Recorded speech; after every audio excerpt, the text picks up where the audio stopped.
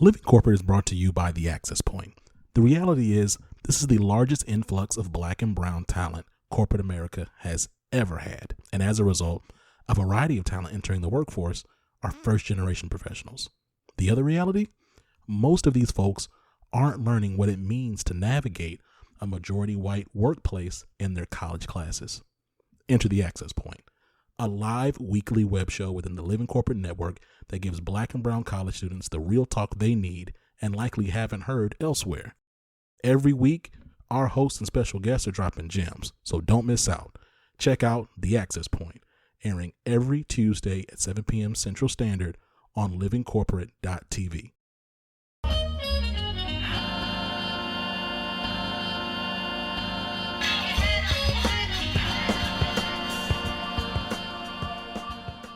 Hey everybody, this is See It to Be It, the Saturday podcast from Living Corporate. Living Corporate is a digital media network that centers and amplifies Black and brown people at work. My name is Amy C. Waninger, and I'm the host of See It to Be It. When I was growing up in rural southern Indiana, I didn't know people who went to college or who worked in professional roles. I didn't know what those jobs looked like or how to break into them. But this show isn't about me, it's about the guests. Every Saturday, I bring you career stories from everyday role models in jobs you may not know exist. More importantly, the folks I interview share their perspectives as Black and brown professionals in jobs and environments where they may be the only. My guest today is Tiffany Waddell Tate, a good friend of mine and business associate. I can't wait for you to meet her. But before we get to the interview, we're going to tap in with Tristan for some career advice.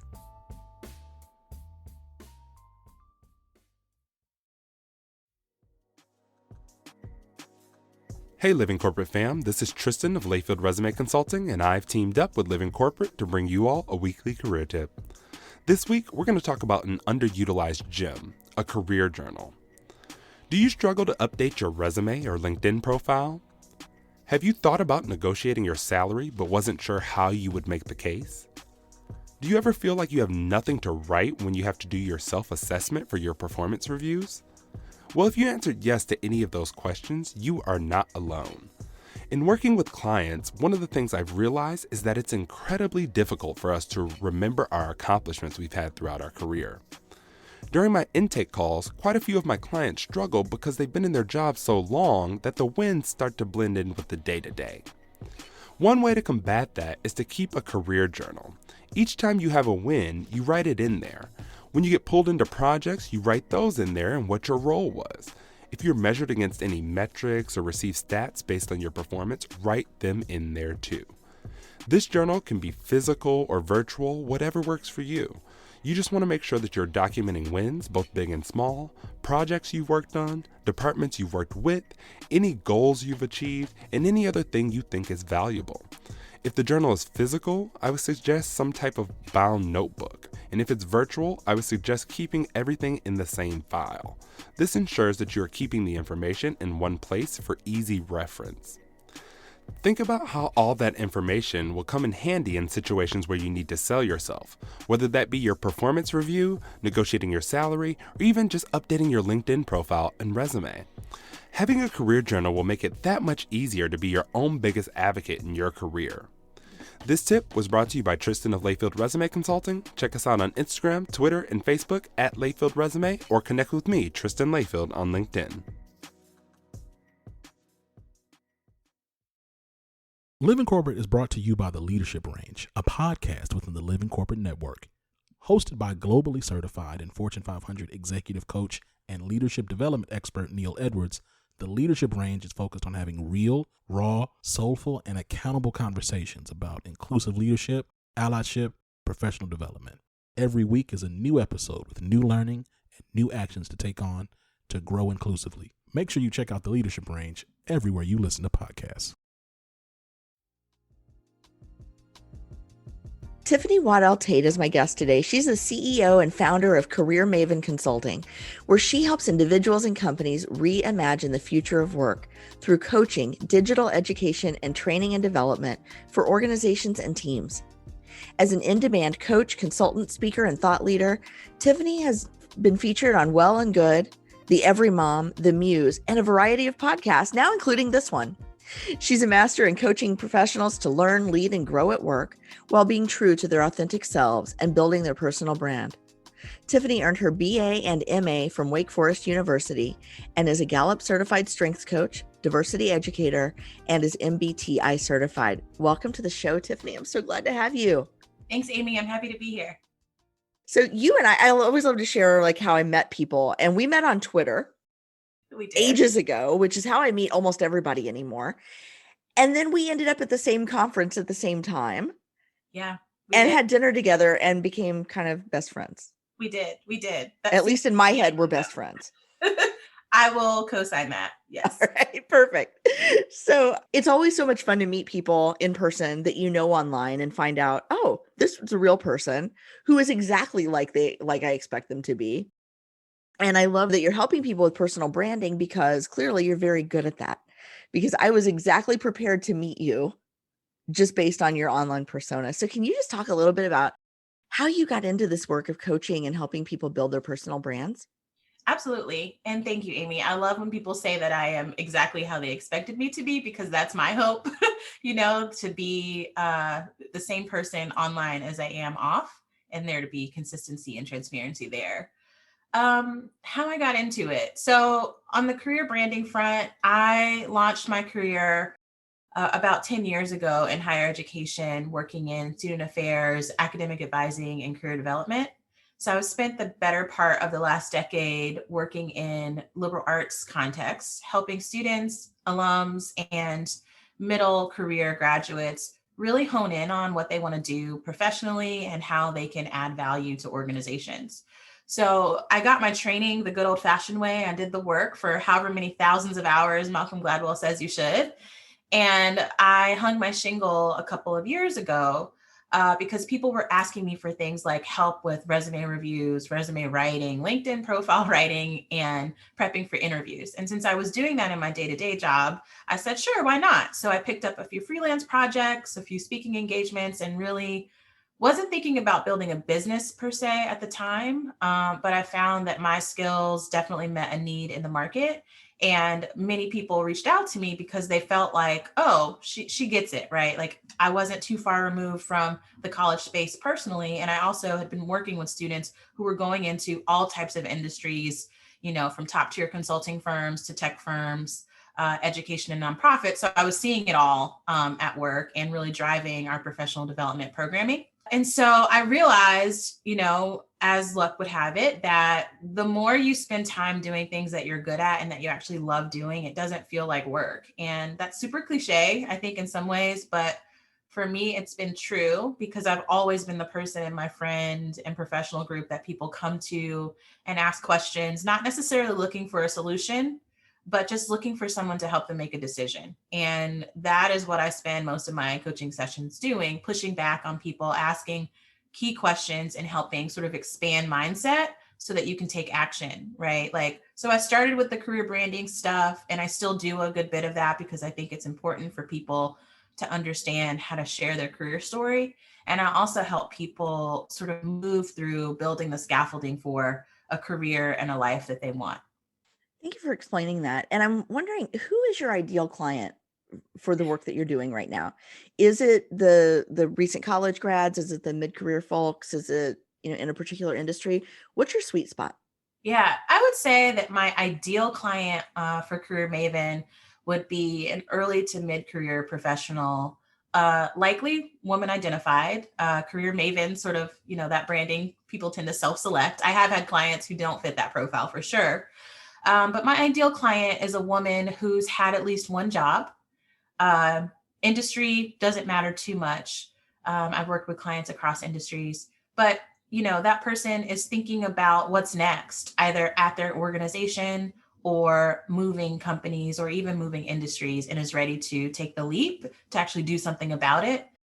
My ideal client is not afraid of hard work because working with me is work. You do have to do things. And is willing to kind of put it all on the table. I've worked for a number of years. I'm a working parent. I'm very involved in my community, and most of my clients share similar nodes of engagement in and around the work that they do to put food on the table, but they also tend to be very involved in their community or interested in something outside of just a paycheck. Not that paychecks are bad, but my ideal client is thinking about her career pathing as a process and a journey, and um, really interested in full sort of lifestyle development and integrating all of those things together, because that's what work looks and feels like. And so if you come to the table with that sort of mindset, we can definitely get to work. And I think that integration is especially important right now because we're all balancing everything, right? Juggling everything all the time. Can you talk a little bit about what that looks like for you and your clients? Yes, all the time. I do say, for many of my clients who have been pushed to the online space and they were new to it or weren't used to doing it full time, this work-life integration situation has gotten really real. 2 years ago, we were talking about work-life balance and how do you create space and boundaries, and we're still talking about that. But it looks a little different when your kid rolls into your, Zoom call or unplug something that you need, or drops a bowl of cereal in your lap, which all of those things have happened to me. So I think right now people are really trying to figure out how to do good work and still be engaged when their attention is really fragmented, because you have to take care of home. We're navigating a pandemic. People are tired. There's an actual physical response to being online all the time. Like, it's not an ideal work situation in many ways. And I think a lot of my clients are just trying to figure out how to either stay in the workforce because they're navigating caregiving responsibilities up or down, or they're sort of rethinking everything and trying to figure out, is what I'm doing what I want to be doing? What might I do next? How can I reconcile sort of my career interests with everything that I'm navigating at home? Right. And that's a really tough thing for a lot of my clients. And as we know, many women in particular are being forced out of the workplace, because if you have to decide between taking care of your family and working, not a lot of people have the choice or the luxury of choice to pick what feels the best. You have to make a decision out of necessity. And so I think, over the next few years, we're going to see a lot of people trying to make their way back to organizations or companies that haven't quite figured out how to help women in their ranks do good work, but also balance what's happening outside of work. Yeah, I was reading a study about all the jobs lost in the current economy, and almost all of them were women's jobs, and almost all of them were women of color. Mm-hmm. It seems like, based on the data that I've read, men seem to be doing okay right now in terms of employment. White women seem to be doing pretty well right now in terms of employment. Mm-hmm. And it was surprising to me, the job loss numbers were so heavily skewed toward Black and brown women, because so many Black and brown women disproportionately work in healthcare, where there is so much need right now. But I'm wondering, how do we think about the workplace differently? How do we prepare better workplaces to be more inclusive, so that we don't see so many Black and brown women just opting out or frankly being shown the door right now? Yeah. Yeah. Amy, that's a really good question. I would offer anecdotally that one of the precipitating factors of what we're seeing in that data is that Black and brown professionals, Black and brown women, who tend to outrank every other demographic in terms of securing higher education and elevated or advanced degrees, do not have the sort of wealth capacity to hire help, right? I mean, that is a big part of it. It's really not about ability or skill, but do you have a robust support network outside of your family, right? Like family, and there is a cultural nuance there in terms of sort of family trends and what community and a village looks like for Black and brown people. But largely, when you get down to brass tacks, the average sort of working or middle class Black or brown family doesn't have fluid income to hire a nanny or a part-time nanny or domestic help. And so these women are being forced to choose between literally standing at home and putting, little fires out all the time, or continuing to excel in their careers. So the talent drain that we saw at the drop-off point of middle management before has started earlier in sort of the first, second job rung on the ladder. And it's a huge just abyss now. It's not just a drop-off, it's just a hole in the ground where everyone's falling in. And I think for companies to help solve for this, policies have to change. Stopgap resources like stipends to offset the cost of childcare needs to be something woven into benefits packages, like the old school tuition concession. That's nice to have a tuition concession benefit. It's great if that can extend to early childcare support, for example, because that would be more inclusive. That would be responding to what more people need in this moment. And will progressively continue to need to retain a talented workforce. And I think companies thinking about being more inclusive and creating spaces of belonging are also actually looking to their people to give them feedback and not just creating plans with no input from the people that are actually driving your organizations, right? I think it's critical to have decision makers at the table that look and live the experience that you're trying to solve for. And we know that that's another huge gap in organizations. So those are two things that come to mind. There are many more things that I could say, but those two I think are top of mind. No, it's very helpful. And, and I hope that that employers are listening to their people right now and saying, like, we've got to stop this, stop the bleeding on talent loss, because to your point, we're losing out of the economy some of the most educated, some of the most qualified, some of the people with the most resilience and grit, right, that we have. Mm-hmm. And when we lose that, we lose a lot. Mm-hmm. I want to pick up on something you mentioned earlier about working with a coach, because you said people have to do the work. And this is something that I've been thinking a lot about lately as I build out my own coaching practice in my firm. For example, I could hire a personal trainer, right? And the personal trainer could, if it weren't for COVID, come to my house, every day, if that's what I was willing to pay for, and tell me exactly what to do, exactly what to eat, exactly how to use my treadmill that is collecting dust in my basement, right? But if I don't do the work, nothing changes for me except I'm out the money of a trainer. Mm-hmm. And I think career coaching, professional coaching is much the same way. Can you speak a little bit to that and what the work is involved and why people need to be ready for a coach? Absolutely. Oh my gosh. I always tell people, I remember in the college space, I said this a lot. It still stands at the level of engagement and clientele I work with now. But career coaches are not handing out like those little paydays on a silver platter, those old school candy bars. We don't do that. You don't have a one and done conversation and then you just have everyone beating down your door trying to hire you, right? The actual work is showing up and shifting your mindset. So a lot of the work that I do with clients starts there. We don't actually start with things like a resume. I think people who haven't worked with a coach or someone in the career space, may believe the stereotype that all we do is like fix resumes and it's magical and the resume is the key to the world.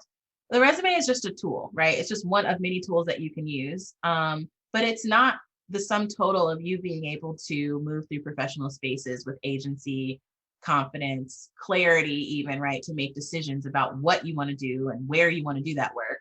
So working with a coach means that you're showing up just like you would with a personal trainer to work on some mindset barriers that you have that are preventing you from either taking action at all or taking the right action to head in the right direction.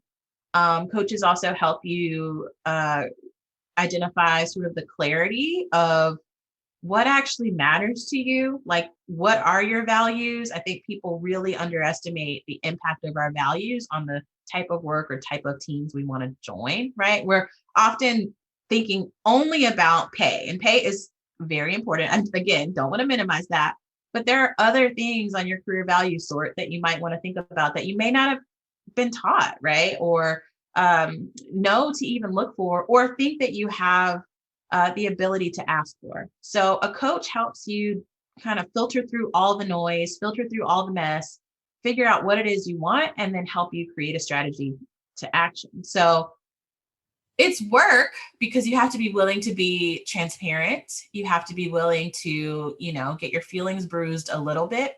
And you have to not step in with a really specific expectation of what the outcome's going to be, because it is a process. Just like, personal training is a great example. Your ultimate goal may be, to develop more upper body strength or lose weight.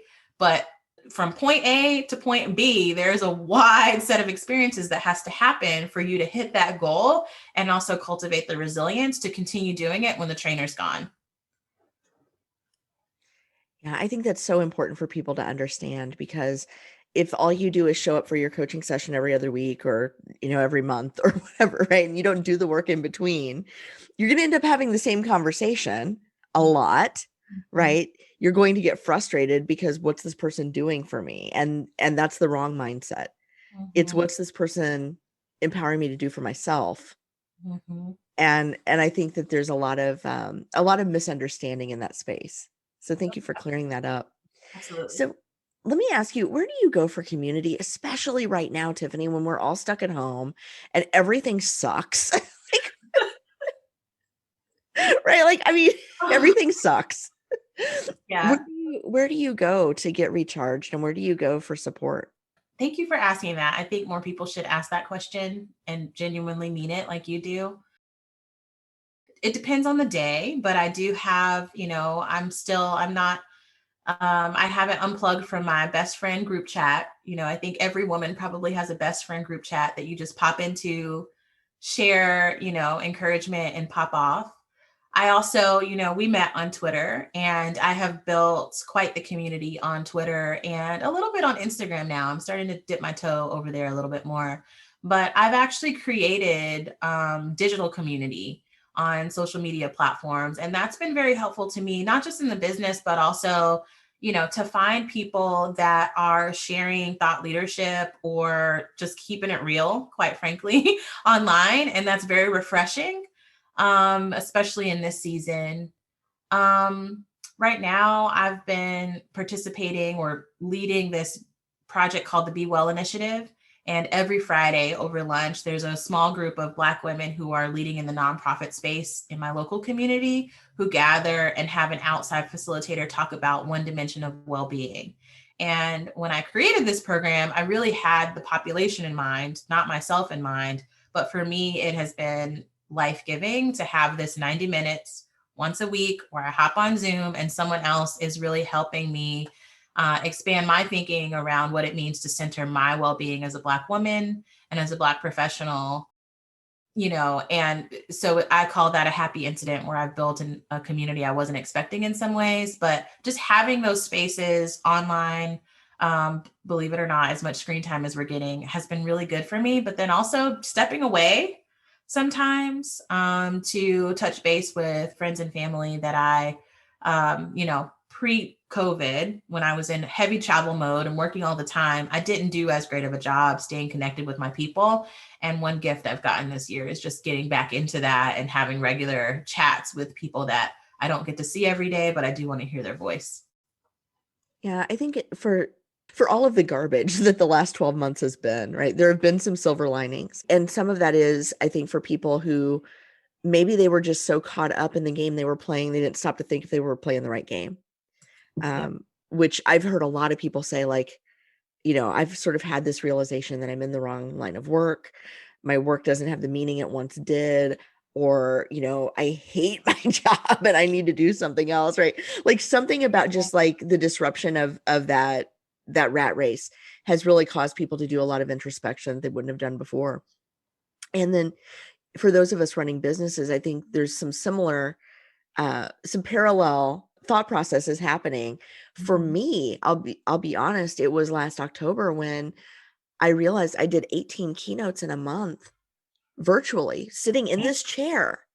Oh my gosh. And I had a great month revenue wise, right?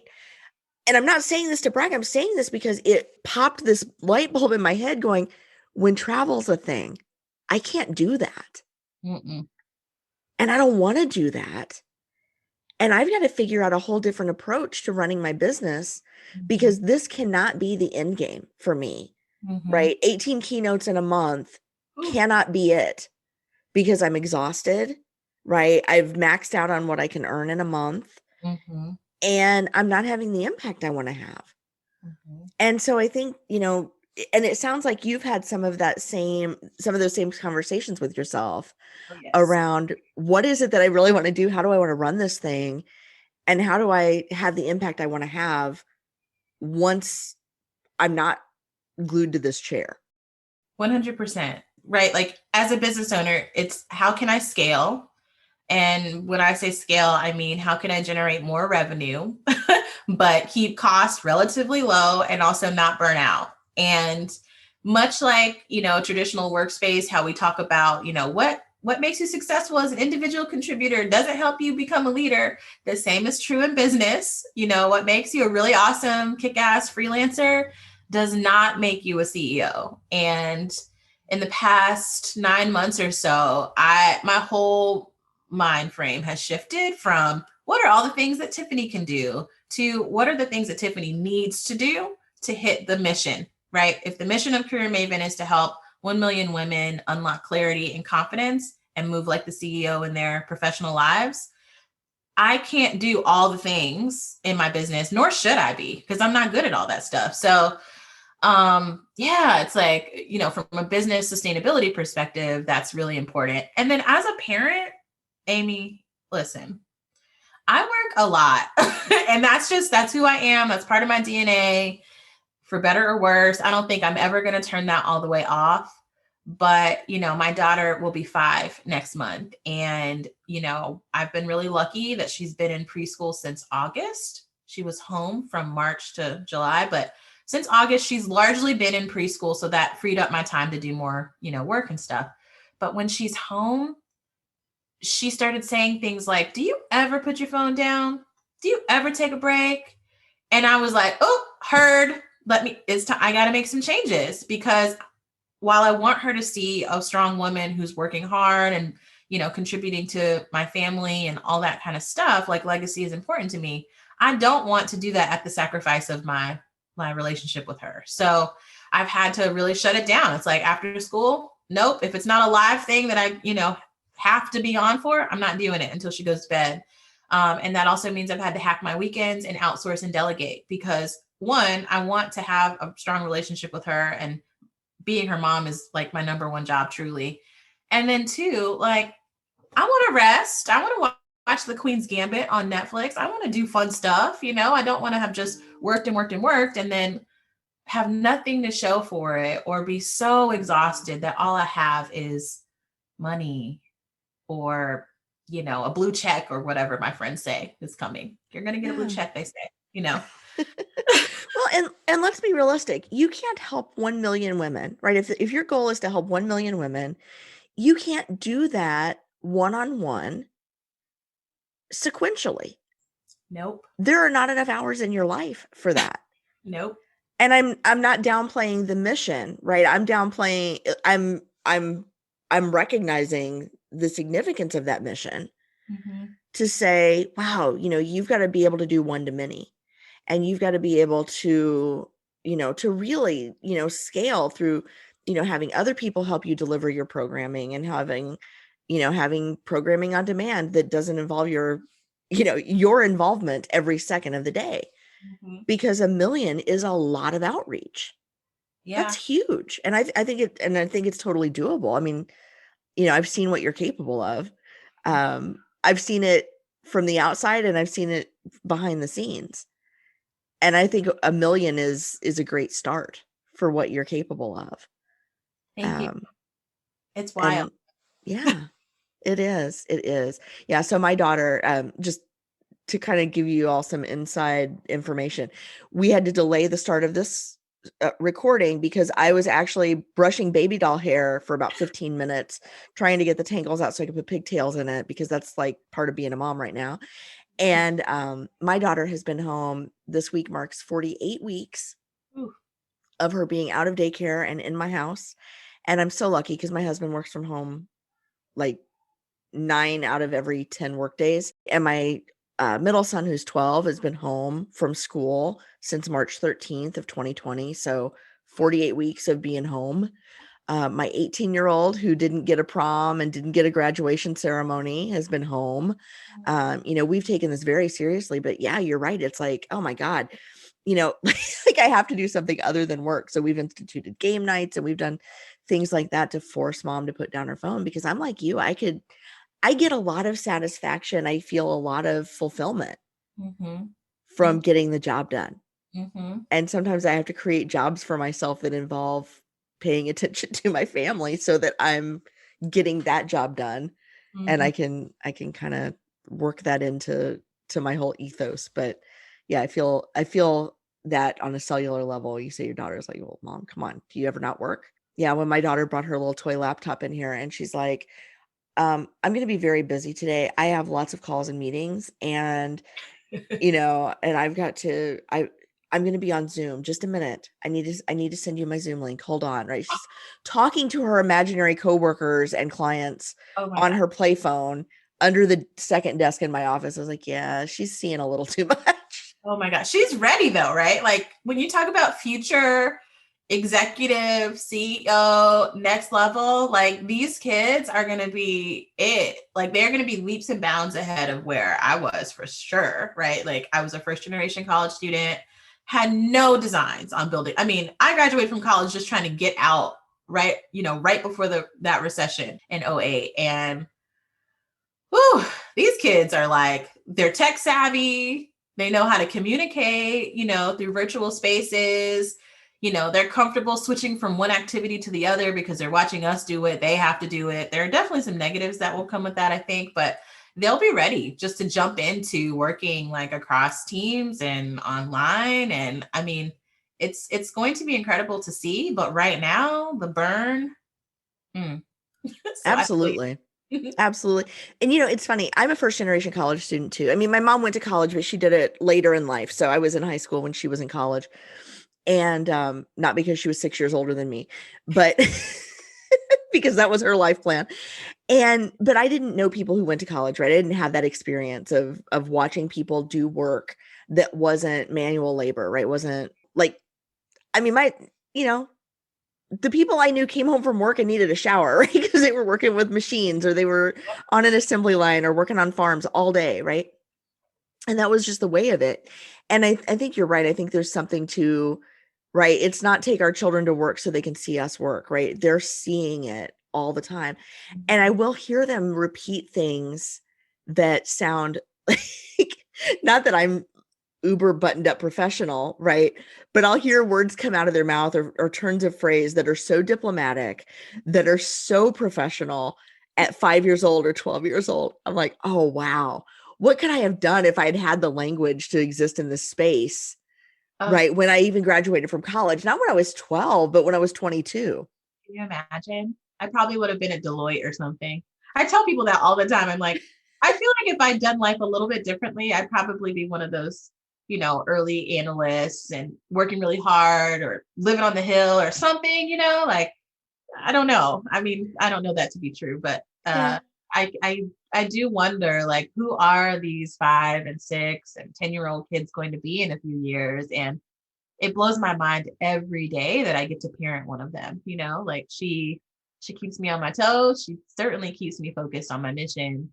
And I love, now she's at the age where I can actually talk to her about what I'm doing when she asks me, like, what are you doing? And I explain it to her and she's genuinely interested, like, I love that. It's fun. But I can't wait to see kind of who she'll be when she grows up. That is awesome. I'm looking forward to it too. And I'm hoping that our girls get to work together someday, like we get to work together now, because that would be so cool if we got some intergenerational collaborations going. Yes, I'm here for it. Tiffany, thank you so much for being a guest on the show today. I am so grateful to you. So grateful to have you in my network and, collaborating in our businesses, and just looking forward to all the amazing things that you're going to do and all the women that you're helping, invest in their careers and get where they want to be. Thank you. Thank you, Amy. So happy to be here and always have a conversation with you. Living Corporate is brought to you by The Break Room. Have you ever felt burnt out, depressed, or otherwise exhausted by being one of the onlys at work? You know what I'm talking about. Hosted by Black psychologists, psychiatrists, and PhDs, The Break Room is a live weekly web show in the Living Corporate Network that discusses mental health, wellness, and healing for Black folks at work. Name another weekly show explicitly focused on mental health, wellness, and healing for Black folks at work. I'll wait.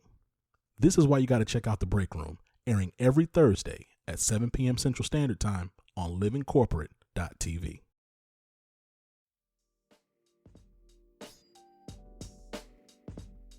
How awesome is Tiffany? I love talking to her. I was so excited to get to meet her in person for the first time at a conference just before the pandemic hit. It was actually the last time I traveled, almost the last time I left my house, to be honest with you. What I love about this interview is just how real and how open Tiffany is, and how honest she is about her services and her clients and what they can expect from her.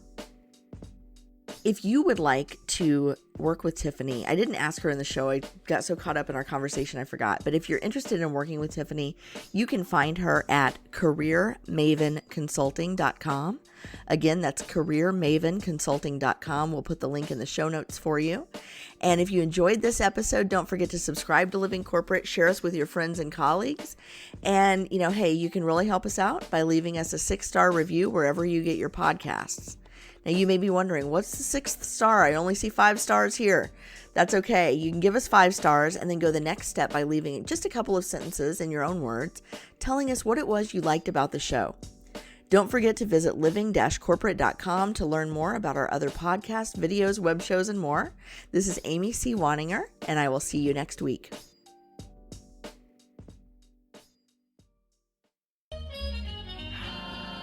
Living Corporate is a podcast by Living Corporate LLC. Our logo was designed by David Dawkins. Our theme music was produced by Ken Brown.